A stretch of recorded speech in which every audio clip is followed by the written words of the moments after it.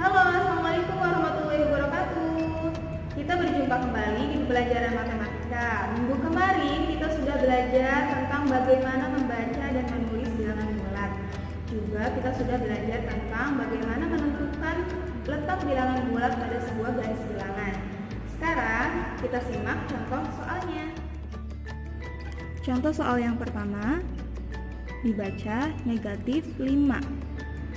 Kemudian contoh soal yang kedua dibaca negatif 25.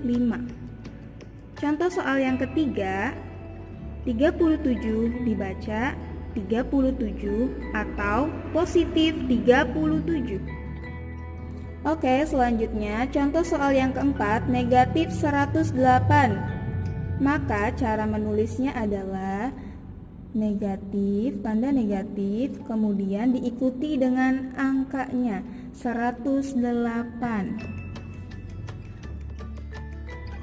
Contoh soal yang kelima positif 270. Untuk bilangan bulat positif kita tidak perlu menuliskan tanda positif di depannya, cukup tuliskan 270.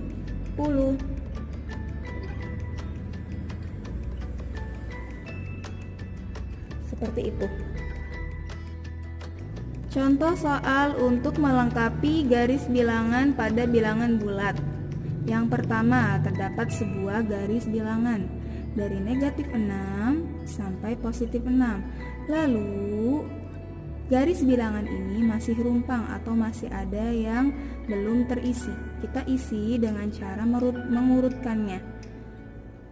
0 sebagai acuan, kemudian ketika ke kanan adalah tanda bilangan bulat positif, berarti tinggal dilanjutkan 1, kemudian 2, 3, 4, 5, dan 6.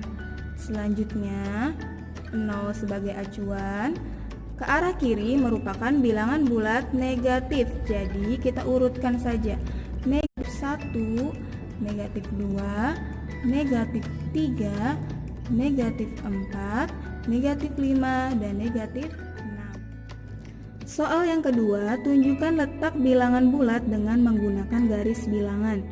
Pada poin A, yang ingin ditunjukkan adalah negatif 3. Kita buat garis bilangan 0 sebagai titik acuan, kemudian kita lihat apakah dia negatif atau positif. Poin A menunjukkan negatif, berarti kita mundur ke arah kiri, kita mundur langkah ke arah kiri. Negatif 1, negatif 2, negatif 3, berarti ini adalah bilangan bulat negatif 3. Kemudian pada poin B 4 atau bisa dibaca positif 4.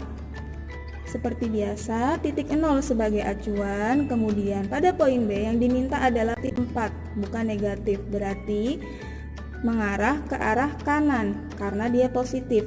Kita langsung urutkan saja, satu langkah itu angka 1, kemudian 2, 3, 4. Ini adalah letak positif 4 atau 4. Itu merupakan penjelasan mengenai contoh soal menulis dan membaca bilangan bulat. Bagaimana? Apakah kalian sudah paham? Jangan lupa kerjakan soal yang list dari